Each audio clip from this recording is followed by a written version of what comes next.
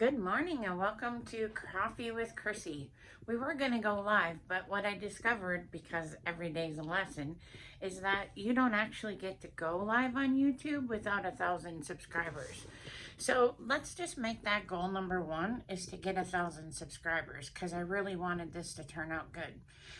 Which actually goes right in line with what we're kind of talking about as far as getting to know me. I totally believe that if you don't ask the right questions, you don't get the right answers.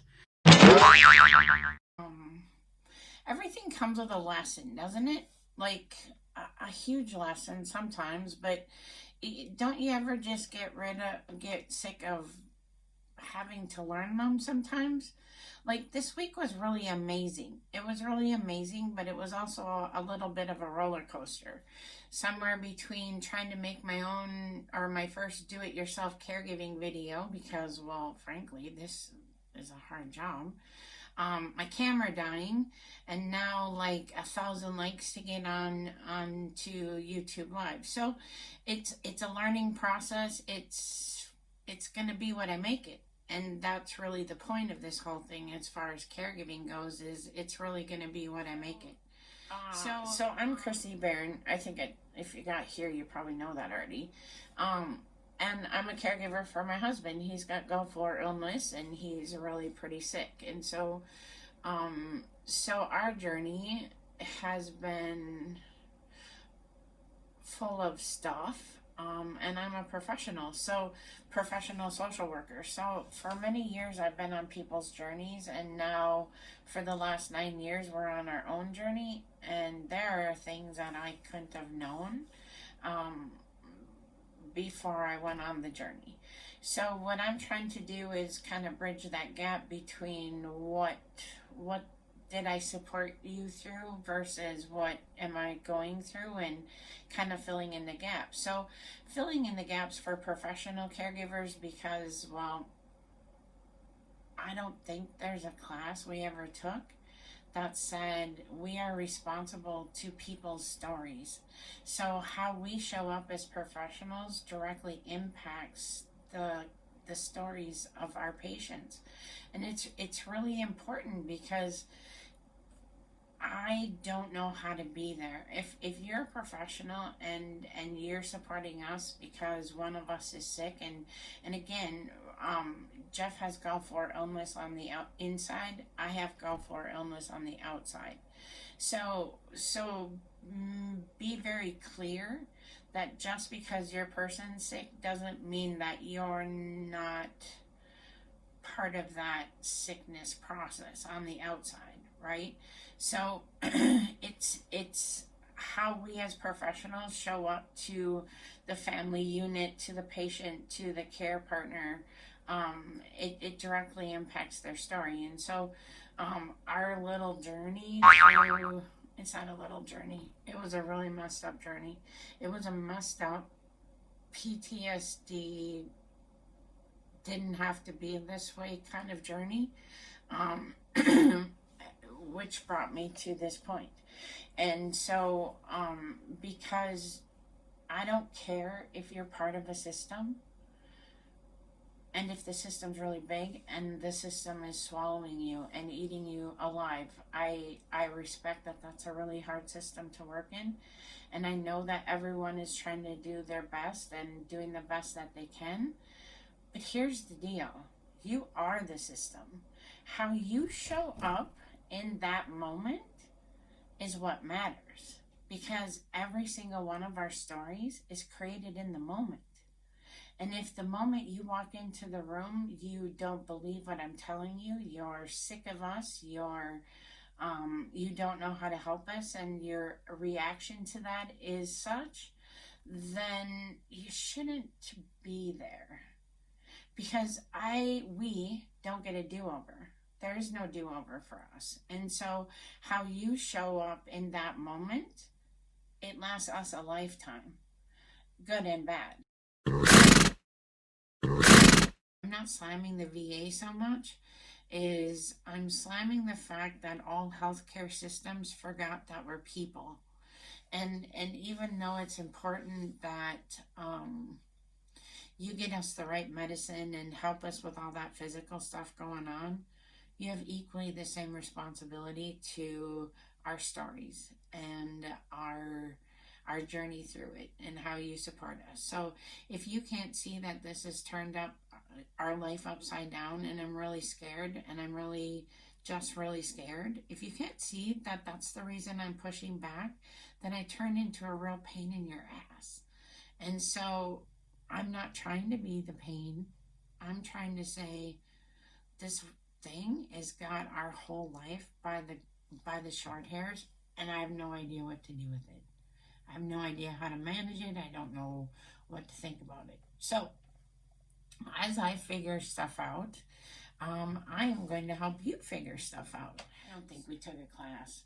We took a class about all the ways we can lose our license. We took a class about how to help someone in the bathroom, right? Like all the physical cares. But nobody ever taught us as professionals how we have to mentally show up for the people that we're supporting.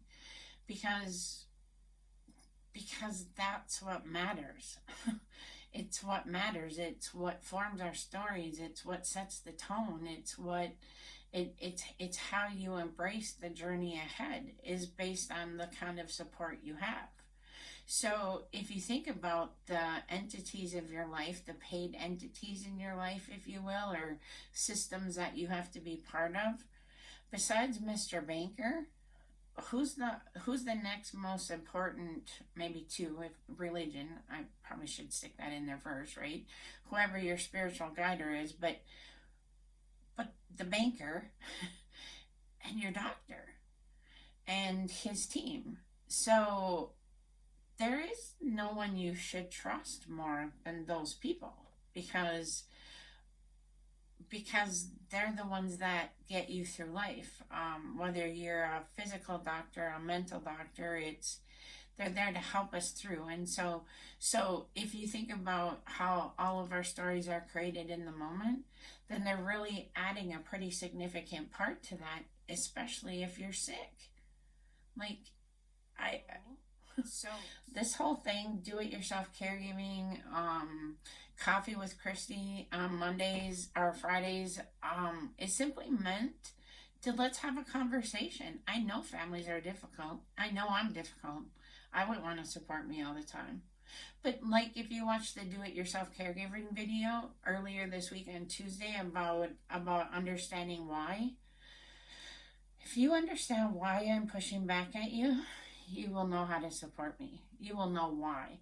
And not so much how you support me, but how you show up for me. If I'm pushing back at you and I want to know stuff, it's not because I question your intelligence. It's not because I want to be a pain in your chart today. It's none of that. What it is I don't understand why this thing is happening. I don't understand how to deal with it. I don't understand. Now you told me that you know exactly what you won't do for the pain, but you can't tell me what you will do for the pain. So this thing that impacts our life every single day, you're sending us out to live with it, but you're not helping me understand why I have to. And so me as a why person, I need to know why. If I'm going to buy what you're selling, if I'm going to jump on your wagon, if I'm going to be part of your posse about whatever you want me to be part of, you have to get me to buy into the why. Because if I don't buy into the why, I'm not going with you.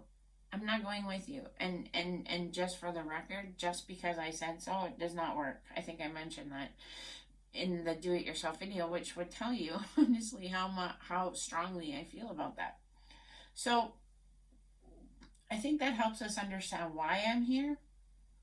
Now let's see what that looks like. This week I was totally reminded that the why is not only to help you on your journey and bring meaning to ours, but the other side of that why is sometimes things happen that you look at the person you love and you think to yourself, wow, they're really sick. I forgot. Not forgot. I think sometimes you just can't look at it too much. But then there's things that happen, and I think these are called the transitions, right? Like Jeff's lost a lot of weight in the last 3 weeks. That worries me. And from a professional perspective, that's a flag of sorts, right? So yesterday we went to Walmart, and he looks just gray, and he tired, but his stomach hurt so much, right? And I was putting groceries in the car, and I looked in the front seat, and just for a moment I saw my really sick husband. And as exciting as the week has been, and really the reason why I'm doing all this is certainly bringing meaning to that part. But sometimes you just look at him and you think, oh my God, he's really that sick. Like, he talks about it all the time, how he plays head games with himself. Am I really this sick? Am I really this much pain? Is it really this? Am I just being I think Casper Milk Toast comes in there for him somewhere or something. But he's a man, right? Like, oh, it's whatever. But my point is that to see my man sick, it's hard. A couple things happened this week. We want to get a puppy. So we have a dog. Our other dog died a couple weeks ago, and our current dog, Gus, is not dealing with it well. He's not doing well simply because he's whiny, he's needy, he doesn't want to go outside because I don't know if something scares him out there. They're duck hunting, so oh my gosh, the gunshots are driving him into a completely different place. So he's always on top of us, and he's whining at us, and he's making me crazy,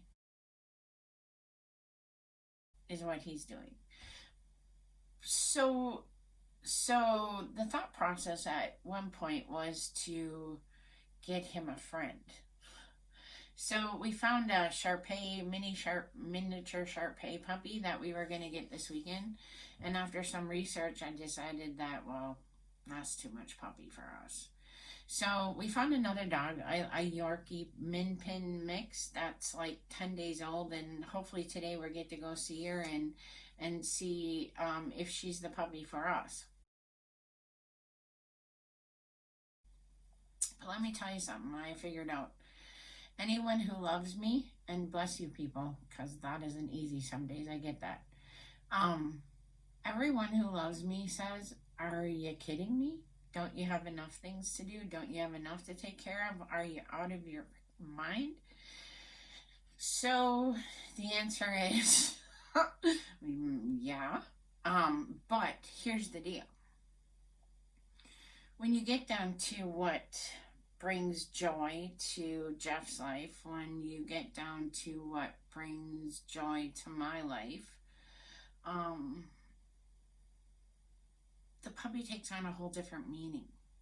Like what do we do for fun? Like, not much. We play with the dogs. We watch the dogs play with each other. We find joy in the silly little expressions that they do, and all those things. And so I could look at all the work the puppy is, or I can look at all the joy it's going to bring.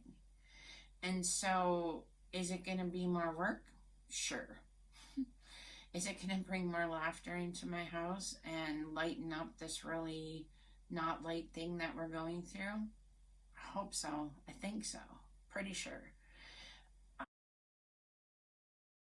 His love language is quality time. And so just as much as me washing his back in the shower, spending that quality time with him is just as necessary to his existence as helping him in the shower. And that's some of the things sometimes we don't think about that as caregivers. We don't think about the things that we don't physically do to each other, but how we mentally support each other in the process. Because I think from what I can tell you is that supporting his head is the hardest. supporting his losses, his grief, his pain, his suffering. Nobody tells us how to watch someone suffer. They don't. And I don't know if I really know, but I do know that it's how we love each other through it is the most powerful tool we have. Is going to be a nice day, I think. We're going to go for a little ride. We're going to meet our new puppy. Perhaps I am going to work on the bathroom this weekend, which maybe is coffee with Krisie next week. But join us on Tuesday. I will be putting out a video. I am going to do my best to do it in the morning, but my expectations for myself far exceeded what I was capable of doing.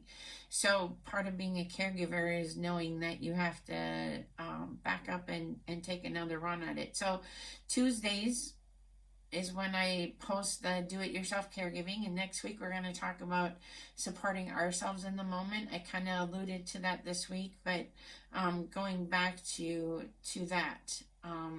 And you'll hear me a lot talk about taking care of ourselves and my visceral reaction to when people say that to me. So I'm really excited to put some action around that for you. I'm really excited to share our lives with you. And we're going to get a new puppy. And I'm going to get my camera fixed. I'm excited about that this week. So thanks for joining me. I know Coffee with Krisie didn't look exactly like we thought it would. But isn't that kind of the cool part of hanging out with me? You just never know what you're going to get. So press on. Give yourself some grace, because you're the only one that will. Have a great day. Bye-bye. A lot of fun. So help a sister out, like, subscribe. Don't forget to hit that reminder button and share with a friend. Until next week, bye-bye.